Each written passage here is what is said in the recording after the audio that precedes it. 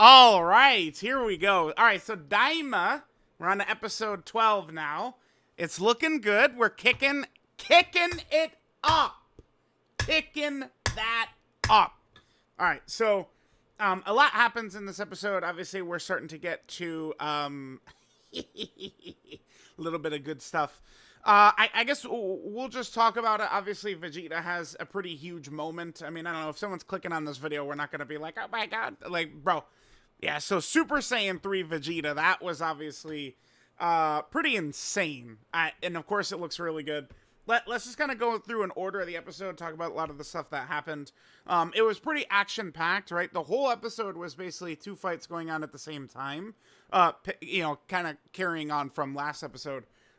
Which is Majin Buu is fighting Tamagami number 1, and of course Vegeta's fighting Tamagami number 2.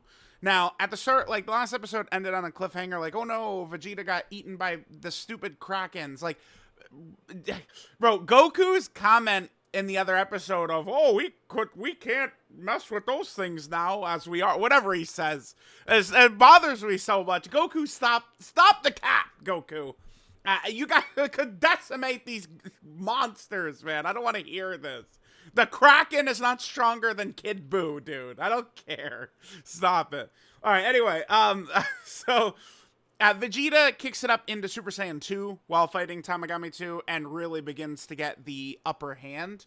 And it's kind of like jumping back and forth between the two fights, right? Again, Majin Buu is fighting Tamagami number 1, and Majin Buu seems to just be significantly stronger than Tamagami number 1. Like, it's clear he has the edge, but he's just kind of like he's clowning around like Fat Buu, right?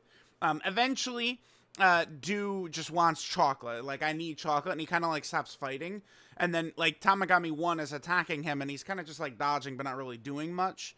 So then Majin Buu goes and gets him chocolate, gives it to him, and then Tamagami 1 just gets blown away by Majin Buu, right? So Majin Buu does seem to be like a legitimate fighter for sure.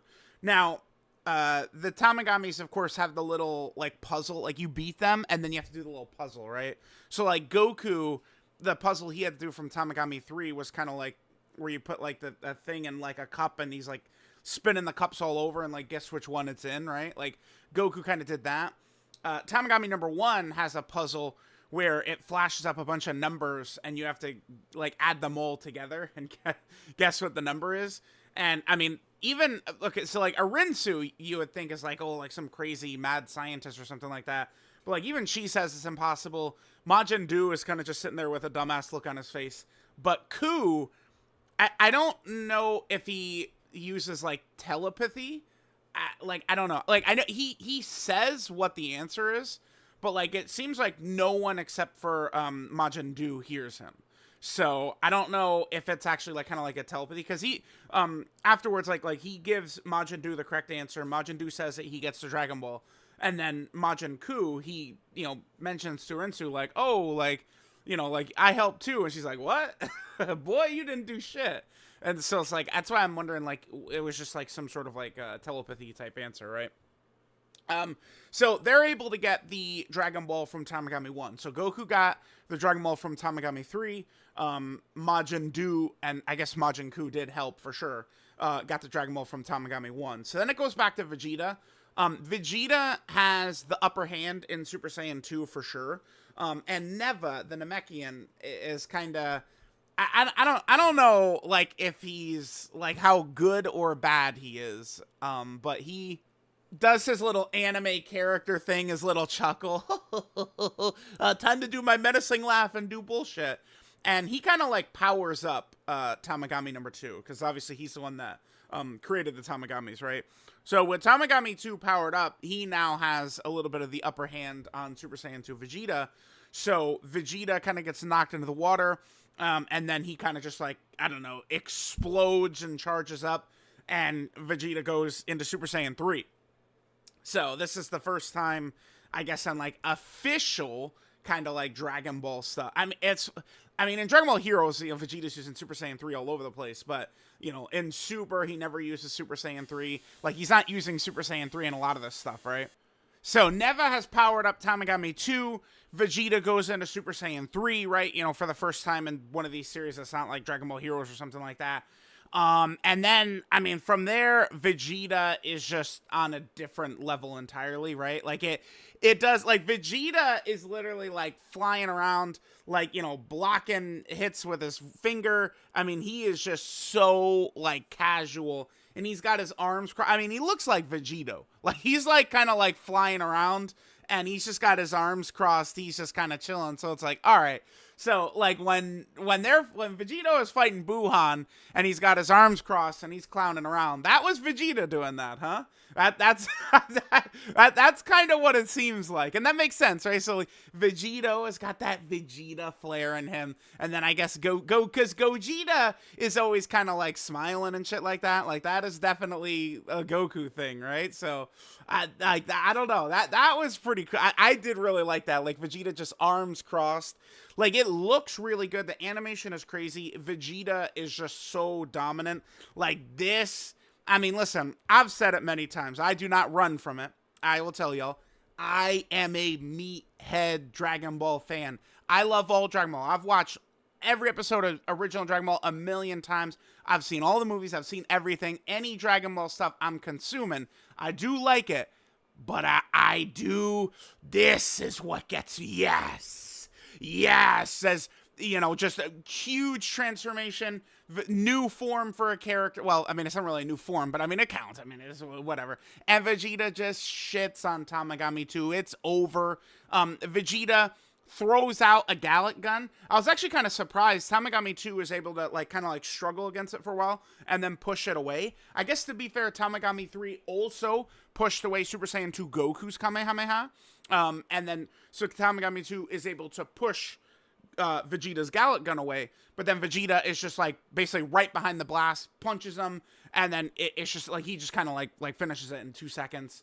And then, like, he knocks Tamagami 2 back, and then, you know, teleports behind him. Oh, too slow, kid. And just kind of like he puts his hand on him and stops him from, like, you know, like stops his momentum. And then he's just like, oh, I give up. And then Vegeta just lets him fall into the water. Vegeta, such a bastard, man. But yeah, it's fire. This is the thing. You know, we get this Super Saiyan 3 Vegeta mini. Well, so for Dokkan, it's Vegeta, Super Saiyan 3, Mini, Daima. That is going to be fire. I mean, Legends, I bet Legends is going to get him first, because Dokkan is about to go into their anniversary. Vegeta and Tamagami 3, Tamagami 2, some of these characters are probably going to come for Dokkan, I would think, almost right after the anniversary. But, like, we're going to see this stuff in the game soon, and, like, this, you know, this Super Saiyan 3 Vegeta episode was really good. So then after Vegeta wins, he has to do his little puzzle quest, like his little, like, puzzle or whatever the hell. And his is funny because it's like a bunch of drawings. What is it? Majin Johnny? Dude, it was comedy. It's like a bunch of pictures, and he's like, all right, like, here, what are the names? It's, yeah, Majin Child Johnny. Majin Johnny, man. Yeah, but he's got a bunch of biscuits, and he kind of, like, you know, it's just like a long story of, oh, he, you know, gives 3 biscuits to this dog, and then the dog is like, oh, I was being too greedy, here's 2 biscuits back. And it's just like a long story, but it kind of ends at the end with Johnny giving him to a snake, and then Vegeta goes, oh, well, the snake doesn't eat biscuits, the snake ate 0. It's like, and then Vegeta later says, yeah, we had snakes on planet Vegeta. So it's like Vegeta gets it correct that at the very end the answer is 0. Kind of just like clowning around. Like, it's a lot of these moments, like, it feels, again, so like Dragon Ball, so Toriyama-esque with some of these moments. So they get the Dragon Ball. So now Arinsu has got the first Dragon Ball, and then, you know, Goku, Vegeta, and the gang, they have Dragon Balls number 2 and 3. So we'll see what's going to happen with that moving forward. Now, okay, so here's an interesting thing, I guess, that does happen. There's a point where after Vegeta gets done fighting, Goku offers him one of the revive bugs, and Vegeta's like, oh my god, I'm not eating a bug. He says something like, I don't eat critters like that. And it's like, it's funny because it's a direct callback to Vegeta and Nappa when they're literally first shown are eating like monster bugs or whatever. And Goku kind of calls him out on it, and Vegeta's like, oh, I'm way more refined now. But I wonder if that's where I would love if, they're fighting, dark, deadly demon realm king god, dark Shenron, the final boss of Daima or whatever. And then they're like, okay, let's fuse. And Vegeta's like, oh my god, time to be a whiny little bitch for the 50th time. Just shut up and fuse, boy. All right? Get that fusion out there and dominate, man. That's the only thing I saw then. It's like, oh, here we go. We're going to get a 30-second, in 7 episodes, we're going to get the 30-second whine session from Vegeta. Shut up and fuse, goddammit. All right, man? Stop it, Vegeta. All right, anyway, there we go. There's episode 12. Really good. Like, all the Vegeta versus Tamagami 2 fight is really awesome. I do love, in kind of like modern Dragon Ball, just having, like, Vegeta and Goku being, like, the same level constantly.